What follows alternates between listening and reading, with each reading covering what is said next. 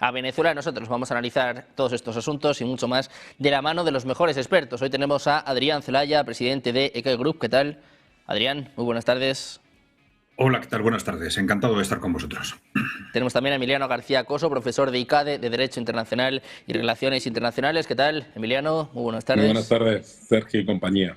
Y por último presentamos a Cristian Lamesa, analista internacional. ¿Qué tal, Cristian? Muy buenas tardes. Buenas tardes, encantado de estar una vez más con vos y con los compañeros.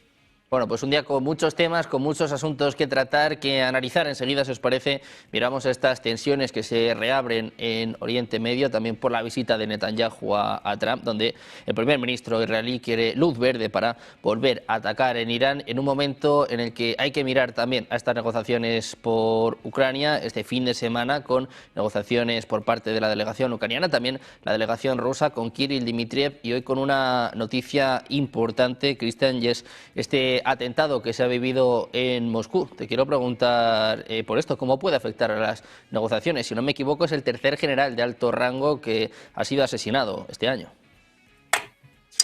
Sí, y en un atentado terrorista, porque esto hay que decirlo, no es un general que muere en una operación militar en el frente. Esto es un atentado con bomba en su vehículo en Moscú. Y los otros casos, había uno que habían puesto un scooter eléctrico en la puerta del edificio que explotó cuando salía. Este es el estilo que tienen los servicios ucranianos. Hay que recordar cómo asesinaron a Daria Dugin, a la hija del filósofo Alexander Dugin. Y yo creo que no es casual que suceda ahora, porque, a ver, se están dando negociaciones, se están dando estas charlas de paz auspiciadas por Donald Trump, y obviamente las acciones militares en el frente no se frenan. Recuerdo la guerra de Vietnam, se estaba negociando en París y los bombardeos continuaban. O sea, eso es casi lógico para ir mostrando fuerza en las negociaciones. Pero es muy distinto a un atentado terrorista. Esto no es algo que escapa a las reglas de la guerra, y yo creo que obviamente es realizado con la doble intención. Una, del acto terrorista en sí, y otra, enrarecer el clima de estas negociaciones, intentar boicotearlas, sabotearlas. Sabemos que Zelensky no está por la labor de la paz, sino más bien todo lo contrario, al igual que sus patrocinadores, esas élites europeas guerreristas. Entonces, realmente es lamentable, porque muy por el contrario, más allá de conseguir algún resultado positivo, yo creo que cada vez estamos más cerca de que la determinación rusa termine conduciendo a tomar los otros oblasts que aún no ha tomado Rusia y que le quitarían la salida al Mar Negro a Ucrania, y yo creo que estas acciones van a terminar conduciendo a eso, a que se profundice aún más la pérdida por parte de Ucrania.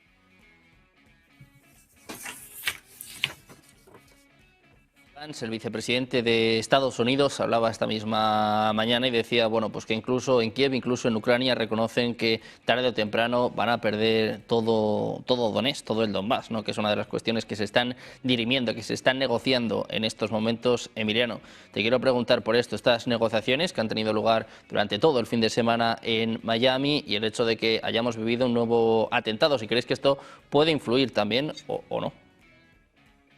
Bueno, yo matizaría los de atentado y los de ataque terrorista. En el fondo, a diferencia de Rusia, Ucrania hasta ahora creo que se puede contar con las manos las víctimas civiles que ha ocasionado alguna de sus intervenciones en territorio ruso, y este general, junto a los que ya se ha producido anteriormente, son objetivos militares, igual que son objetivos militares todos los altos mandos ucranianos. Es decir, eso sí que forma parte de un conflicto bélico. Por lo tanto, llamarle terrorismo me parece un poco ir más allá de la conceptuación que debe realizarse a esta operación, cuyo objetivo es demostrar un poco a Estados Unidos que Ucrania todavía tiene capacidad de acción sobre el territorio ruso. Es decir, esto será una operación probablemente de los servicios secretos ucranianos para tratar de eliminar esos objetivos militares que pueden hacer más daño en su conflicto bélico con Rusia.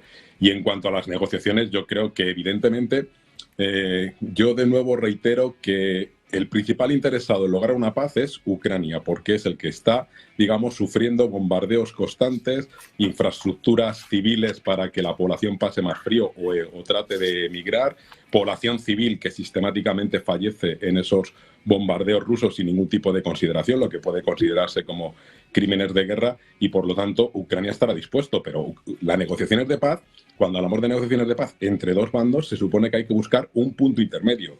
Y no es una negociación de paz si lo único que pretende la otra parte es imponer sus condiciones con una rendición incondicional y poniendo unas condiciones leoninas y convirtiendo a Ucrania de ser un Estado soberano a ser un Estado satélite del gobierno del señor Putin. Entonces, bueno, pues evidentemente Europa y Ucrania tienen que tratar de resistir como están haciendo para que eso no se produzca, porque sería terrible que un Estado soberano de repente desaparezca y se convierta en un Estado satélite del señor Putin a través de la fuerza, porque eso habilitaría que cualquier otro país atacara a otro sin ningún tipo de responsabilidades a nivel internacional.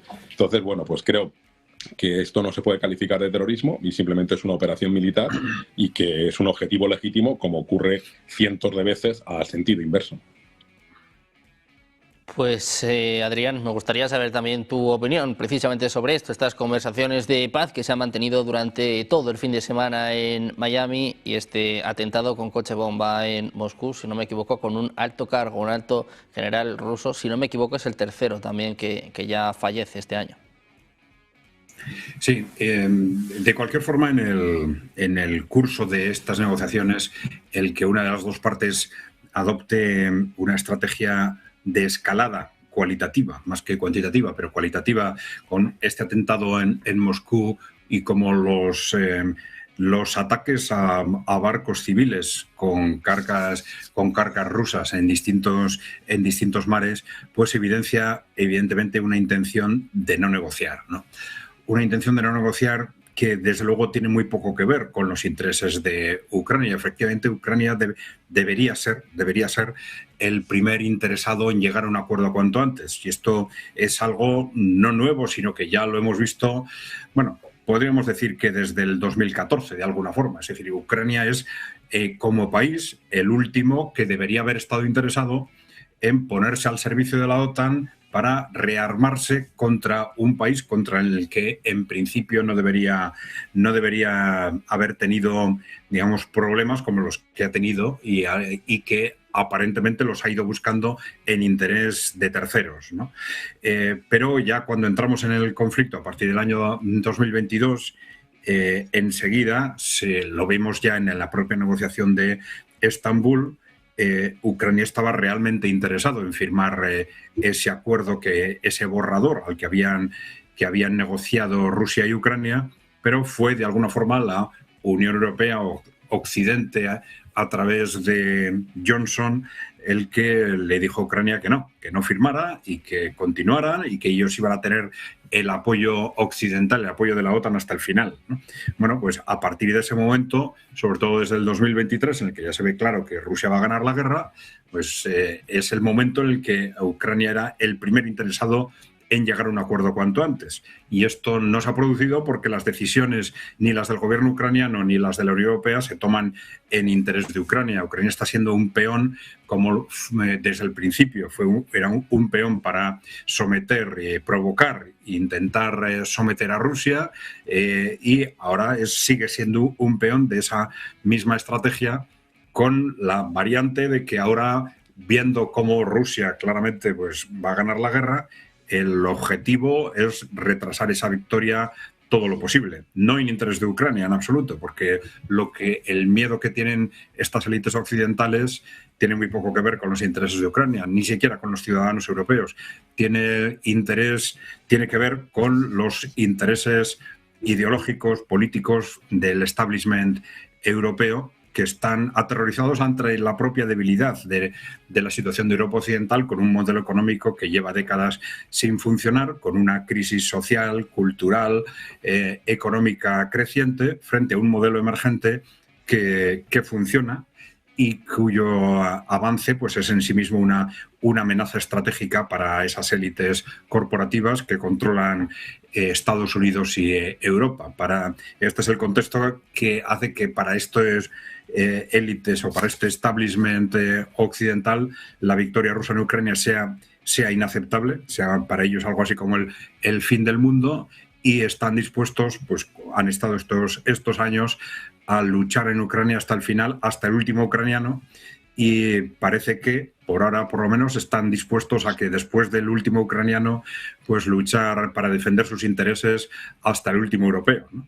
Pero yo creo que este es el contexto que explica y hasta ahora, esa falta de voluntad de negociar, cuando el primer interesado, ya digo, debería ser la propia Ucrania en llegar a un acuerdo, sabiendo que la falta de acuerdo significa que 6 meses después pues la necesidad de cesión de territorios pues va a ser cada vez mayor, la forma en que van a llegar o el peso con el que vayan a llegar a las negociaciones va a ser cada vez más débil, en una situación que ya es de comienzo del colapso del ejército ucraniano, del ejército y de las estructuras civiles y políticas, ¿no? No tiene ningún sentido desde el punto de vista de los intereses de los ciudadanos ucranianos adoptar esa posición tan extrema y esa reticencia a negociar, pero lamentablemente no son esos los intereses que se están defendiendo ni por parte del gobierno de Ucrania ni por parte de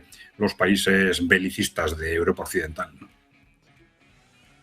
Bueno, pues un momento de tensión para las élites occidentales con este atentado, con este nuevo ataque que hemos vivido hoy en Moscú, y también con declaraciones por parte del viceministro de Asuntos Exteriores, Sergei Ryabkov. Ha dicho que Rusia está dispuesta a comprometerse, a firmar en un papel que no va a atacar nunca ni a la Unión Europea ni a la OTAN. Hemos visto al presidente ruso, Vladimir Putin, bueno, pues aludiendo mucho a este tema en las últimas semanas, diciendo pues que es absurdo, que es una locura, pero es la primera vez que Rusia da este paso, que se compromete a firmarlo en un papel. ¿Cómo de importante es esto, Cristian? Sobre todo para este discurso que estamos escuchando por parte de líderes europeos, de los jefes de los ejércitos.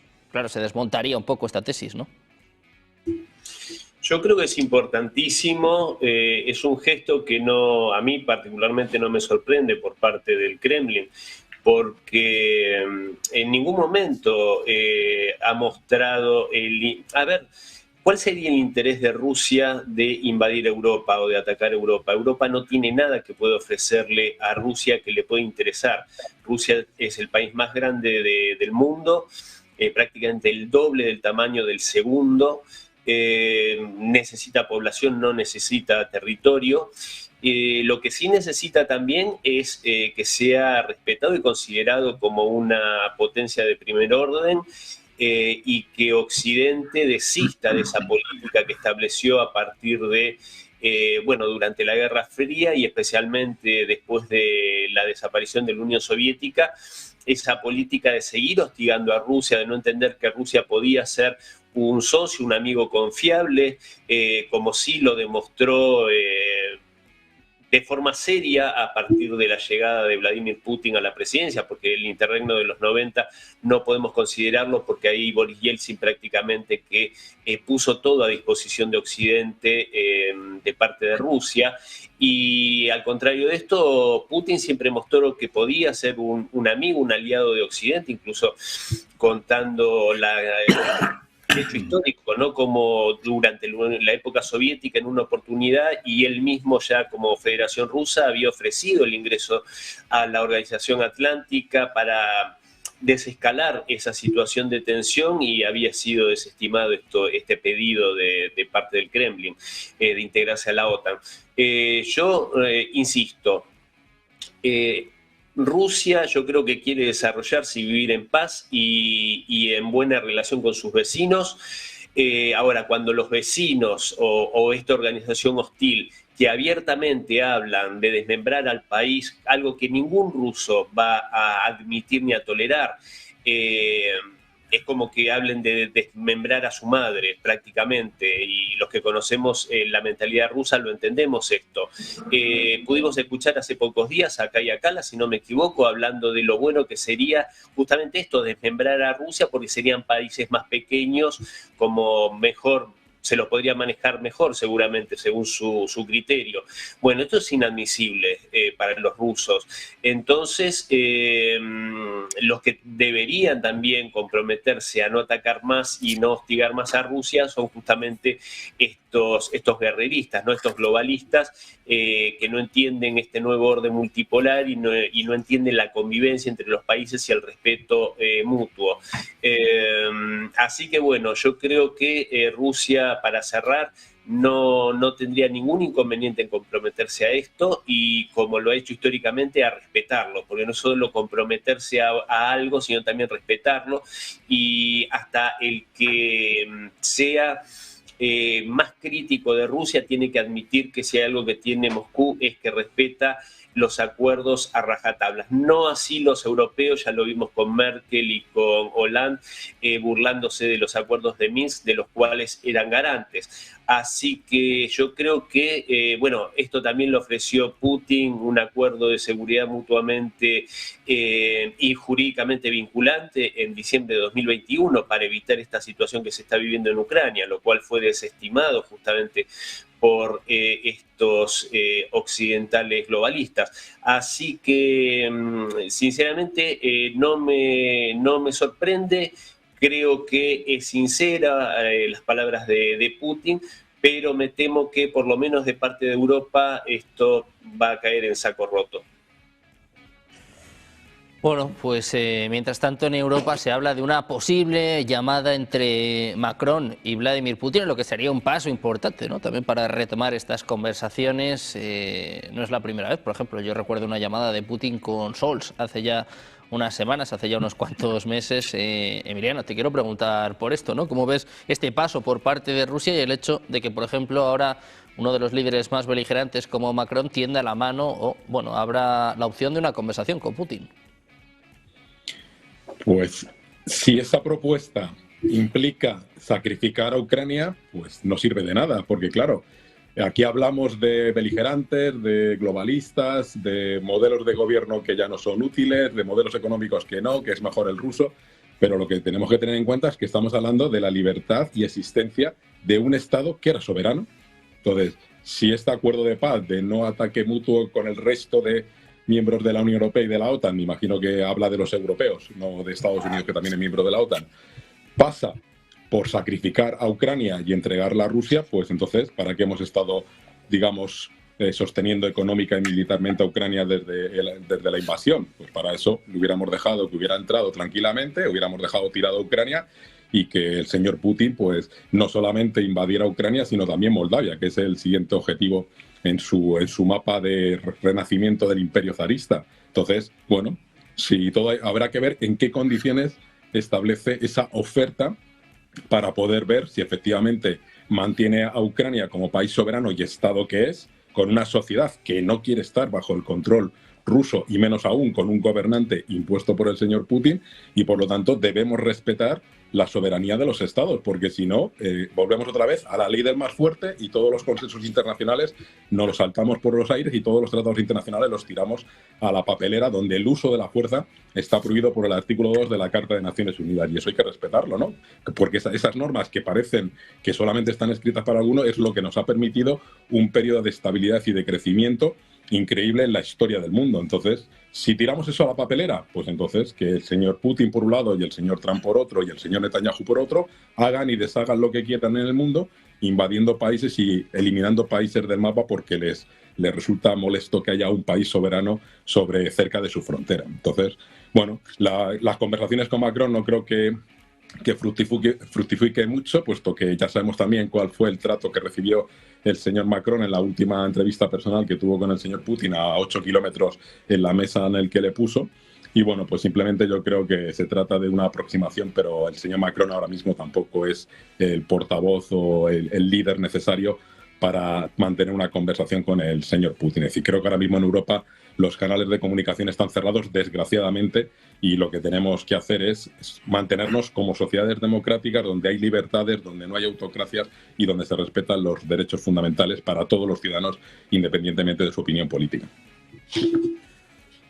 Bueno, pues pendiente de si se produce o no esta llamada entre Putin y Macron, en un día, como digo, marcado por estas declaraciones de Sergei Ryabkov, que ha insistido en que no van a atacar ni a la Unión Europea ni a la OTAN. Lo importante, lo novedoso en este caso, Adrián, es que ponen sobre la mesa que se pueden comprometer, que están dispuestos a firmarlo. Bueno, vamos a ver, habría que ver el contenido de ese compromiso, pero bueno, no deja de ser un compromiso formal. Vamos a ver, hay que tener en cuenta de cuál es el contexto. Estamos en una situación de guerra fría y semiguerra caliente, por lo menos parcialmente caliente, evidentemente. Y hablo ya a nivel de bloques, ¿no? Entonces, un contexto incluso de riesgo de guerra mundial, pues la verdad es que la firma de un papel vale como la firma de un papel, no más. Es decir, es perfectamente razonable que desde la otra parte se piense, sí, pero si al final esto estalla, pues la firma de un papel no va a valer nada, ¿no?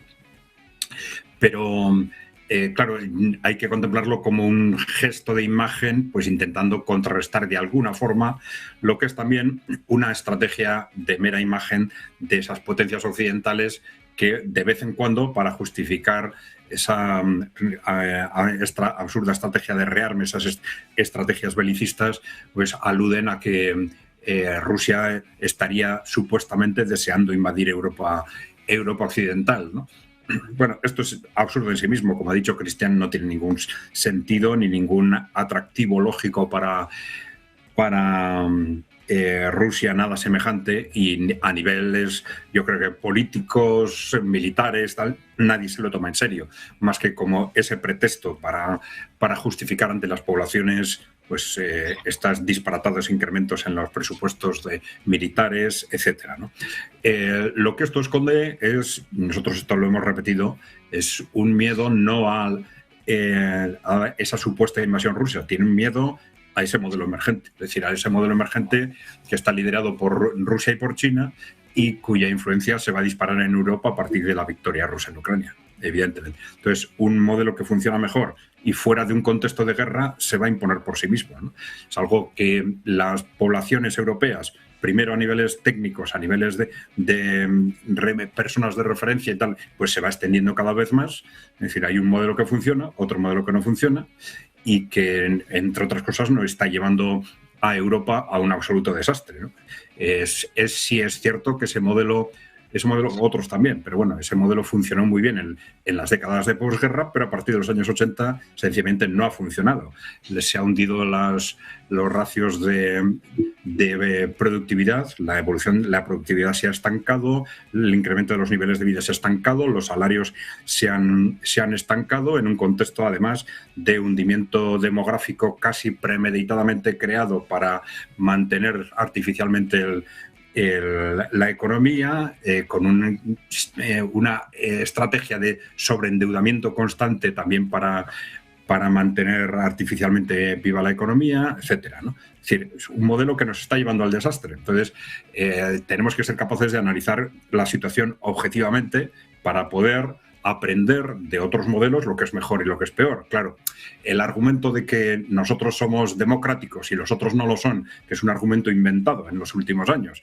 Hace 10 años nadie cuestionaba que ni India, ni Brasil, ni Rusia eran democráticos. De pronto estalla el conflicto, nos inventamos la palabreja autocráticos y empezamos a llamar a esos sistemas que simplemente son un sistema distinto, empezamos a llamarles autocráticos y luego 2 años después pues vamos acelerando y la consigna es decir que no son democráticos. Bueno, es desde luego algo bastante discutible. Tendríamos que analizar aspectos concretos de la vida social y política en cada uno de los entornos para debatir en qué medida nuestro sistema es más o menos democrático que los otros. Pero de cualquier forma, aunque fuese así, esto no sería un argumento para rechazar sin más un modelo que es indudable que funciona mejor. Es decir, tendríamos que tener la capacidad de aprender. Eso no quiere decir copiar, eso no quiere decir que tengamos que repetir en Europa Occidental todo lo que hace Rusia o todo lo que hace China, ¿no? Tenemos que ser capaces